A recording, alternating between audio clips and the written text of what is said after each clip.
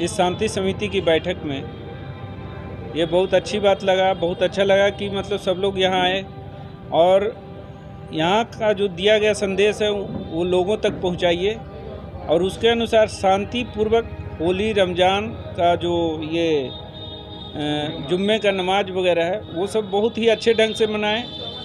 इससे अपना ये थाना क्षेत्र का एक ऐसा ये मिसाल कायम हो जिससे लगे कि नहीं, ये थाना क्षेत्र बहुत ही शांतिपूर्वक, बहुत अच्छे ढंग से यहाँ के लोग बहुत ही शांति प्रिय हैं और अच्छे ढंग से ये पर्व मनाए हैं। तो उसमें कुछ संदेश है जो कि मतलब मुख्यालय वगैरह से भी दिया गया है, जिसमें यह है कि कोई भी व्यक्ति ज़बरदस्ती रंग नहीं लगाएंगे। जिनको इच्छा नहीं है कि हमको रंग नहीं लगाना है तो ज़बरदस्ती नहीं करना है, नहीं तो इसी से क्या होता है कि ये विवाद बढ़ता है, विवाद बढ़ते बढ़ते उसका रूप अलग ले लेता है। बिना अनुमति के दूसरे का मचान हो गया, लकड़ी हो गया, होलिका दहन के लिए ले करके नहीं जाएंगे, न उसको जलाएंगे। किन्हीं के बिना अनुमति से उठा करके ले करके चले गए, उससे भी विवाद बढ़ता है। तो विवाद जितना कम होगा उतना ही हम लोग शांति प्रिय रहेंगे, शांतिपूर्वक ये होली मनेगा। दूसरा, मादक पदार्थ और नशीला पदार्थ, इसका सेवन नहीं होना चाहिए।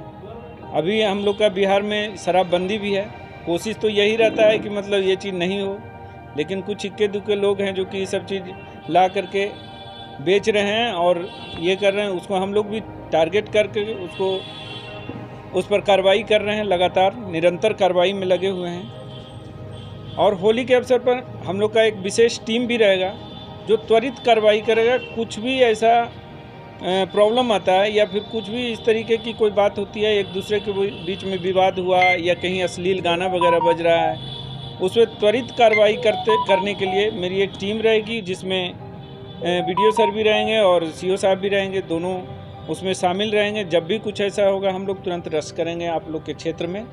उसमें कभी एनी टाइम मोबाइल सरकारी है वो खुला रहेगा मोबाइल, और उसका तुरंत रिस्पांस दिया जाएगा ताकि कोई भी मैसेज हो, कोई भी विवाद हो, वो आगे तक दूर तक नहीं फैले, लोगों तक नहीं फैले। ये सबसे पहला हम लोग का कर्तव्य है।